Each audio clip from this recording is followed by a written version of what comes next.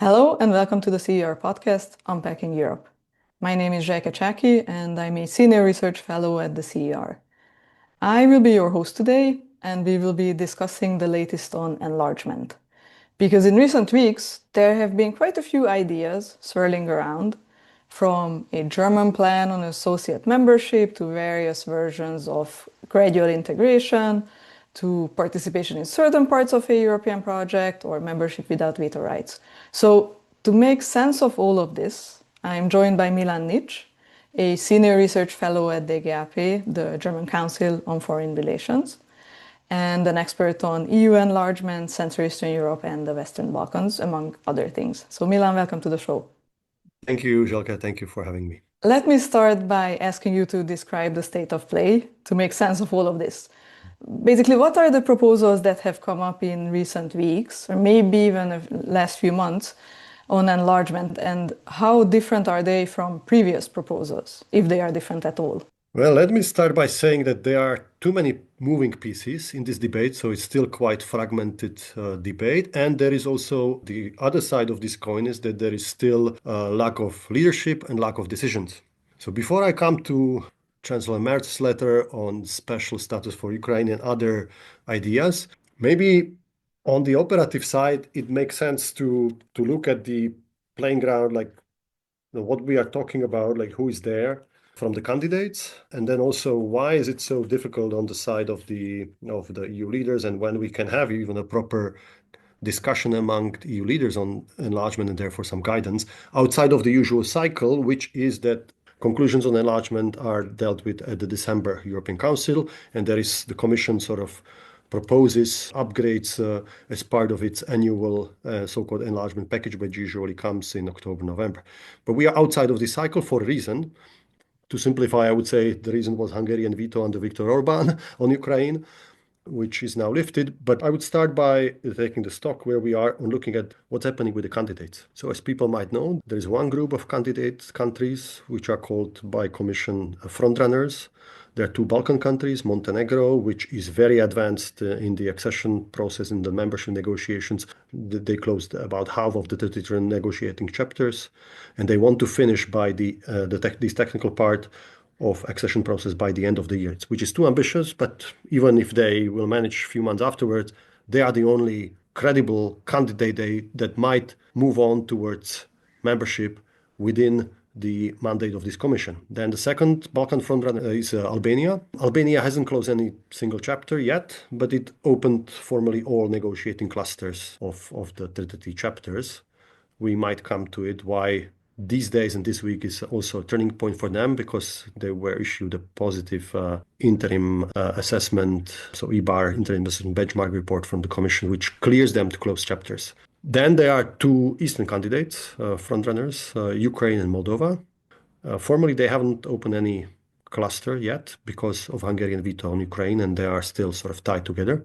There is a hope from the Commission that this will change and that formally under the Cyprus presidency, they will be able to open the first cluster by the end of June, as Commissioner for Enlargement Marta Kos was also saying in Financial Times today when we are recording this. I would say that the new Hungarian government is proving not to be so easy on lifting up the veto, because they want some guarantees on the, I think, Hungarian minority in Transcarpathia. But the Commission still hopes that at least formally one cluster can be open and others under the Irish presidency during the summer. Then there are the other candidates. I would say formally Serbia and North Macedonia are in the accession process, but Serbia is really regressing on the rule of law, and North Macedonia is blocked by its bilateral quarrel with Bulgaria. And not much change there even under the new Bulgarian government. And then you have the rest, with Bosnia-Herzegovina really blocked by its own process, although formally in the accession part. Kosovo not even a candidate, and really again another election, so difficult development. And then you have Georgia, which I think killed the whole process even as a candidate. So I think this assessment is important before we start looking at the member states and the EU institutions and the proposals. Thank you. And just wanted to add that there's also Turkey. We forget, but also. Oh yeah, but that process was frozen, and there is a different opinion among the member states, the key member states. Yes, there is a new initiative also from the Commission to do something about it, but I'm not very optimistic about the formal accession process being reopened.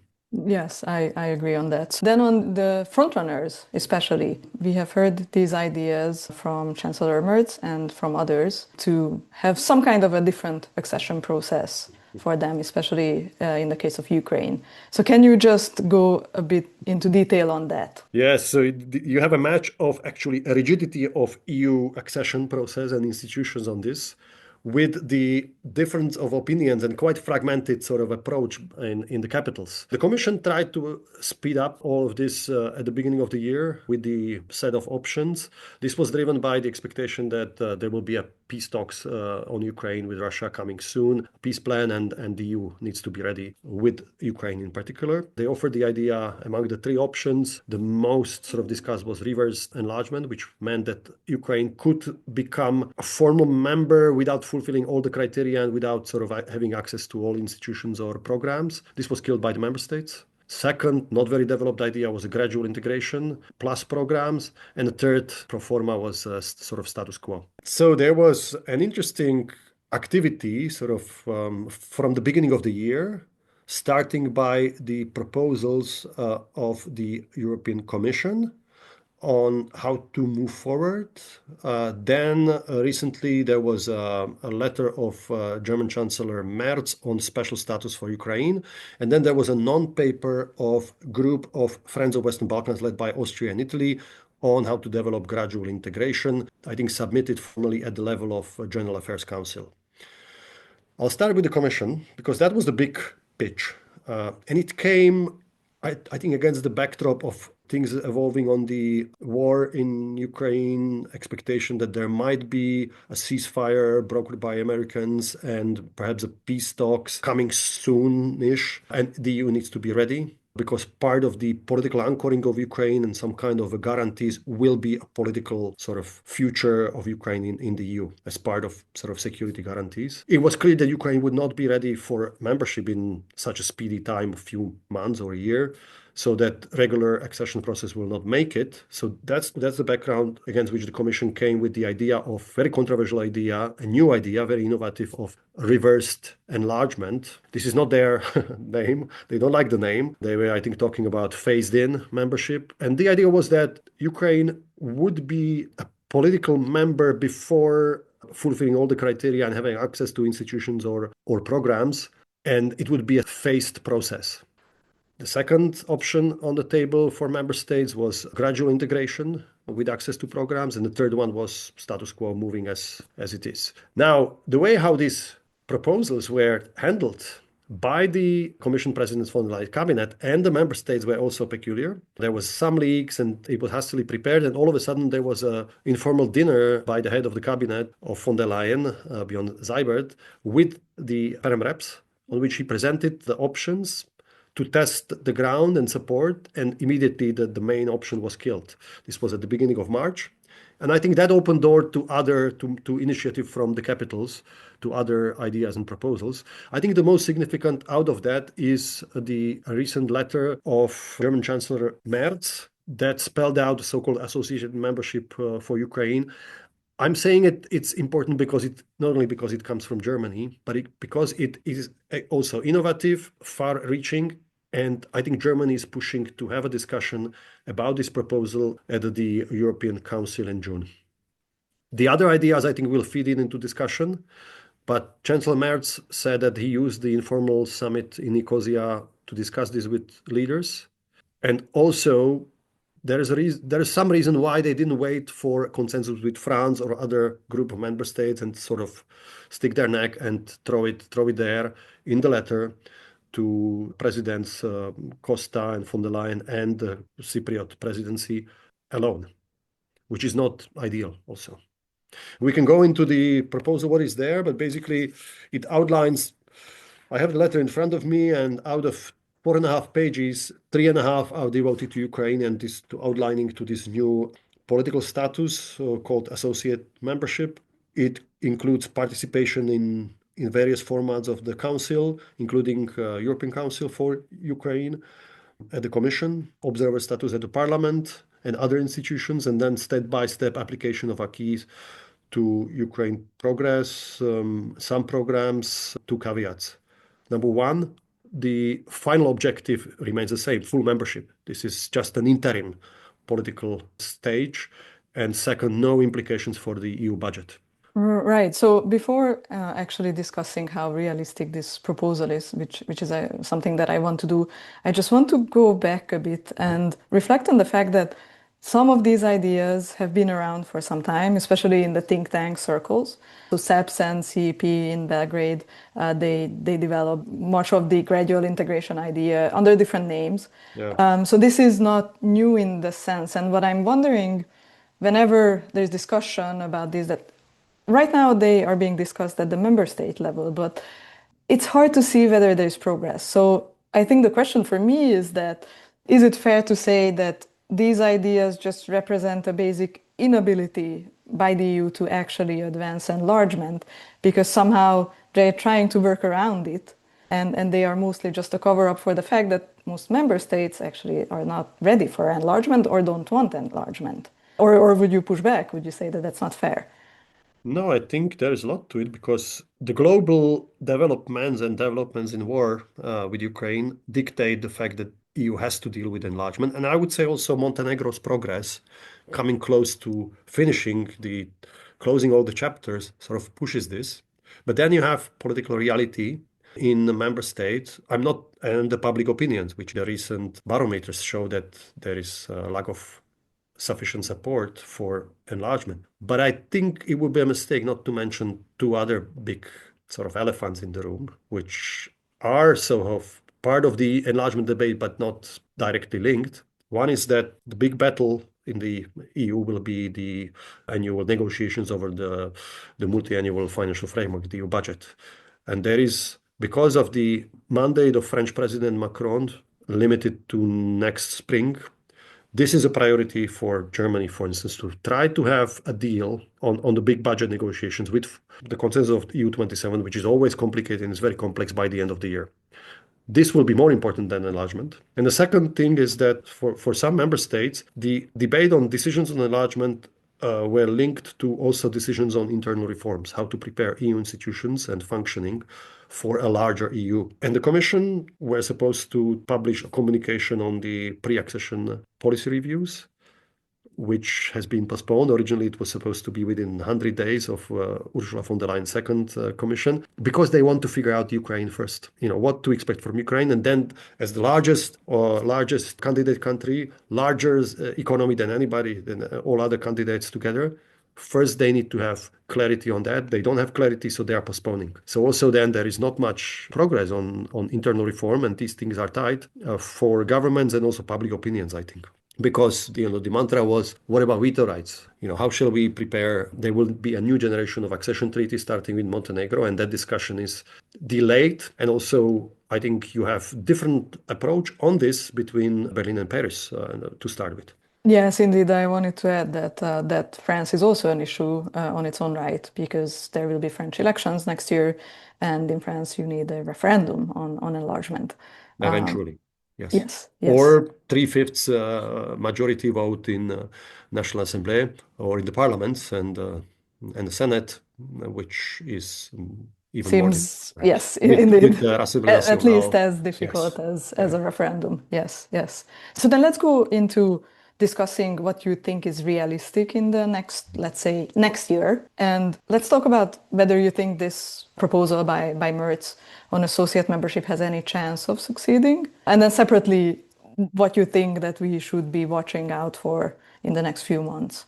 I think this is crunch time on enlargement. So what is realistic, we will see after, I think, June European Council. And the first stage of it we will have on 5th of June at the EU Western Balkan Summit in Tivat, Montenegro. Because what I really liked about Merz's letter is, after a long time, it's a good sign that Germany wants to solve something, wants to lead, but only to an extent. What I missed in the Merz letter was reassurance of the Balkan frontrunners that he will spend some political energy to push them, especially Montenegro, through the finishing line. That reassurance is not there. I also noticed that German foreign minister was not sent to the Balkan region to prepare the summit discussions or to reassure them. So I think from German Chancellor, it's basically limited to what needs to be done soon before the end of the year, which is Ukraine peace. I'm quite optimistic that there will be some deal on Ukraine, some interim status rather soon. But what does it mean for the others? What it entails, there is a lack of consensus on this among the 27. You will have quite sort of heated discussion, I think. Also, France, for instance, wants to include the treaty article 42.7 on defense because they want to develop that. Germany is against it and others. You have lawyers coming into it. You have commissions suspiciously out of that discussion yet. So it needs to be consolidated, I would say. It's quite far apart, some positions. I am pessimistic rather on the gradual integration, which is moving but slow. What was in the letter, non-paper, led by Italy and Austria, I think it's plus on what was already outlined and discussed and demanded 1 year ago or previously. So beyond the SEPA sort of banking sector and roaming, I don't see what other gradual integration pieces, parts of the single market can be offered because it's eventually it goes through rule of law. Another question is to watch is Montenegro. Which member states will have objections when it goes to the nitty-gritty and final chapters?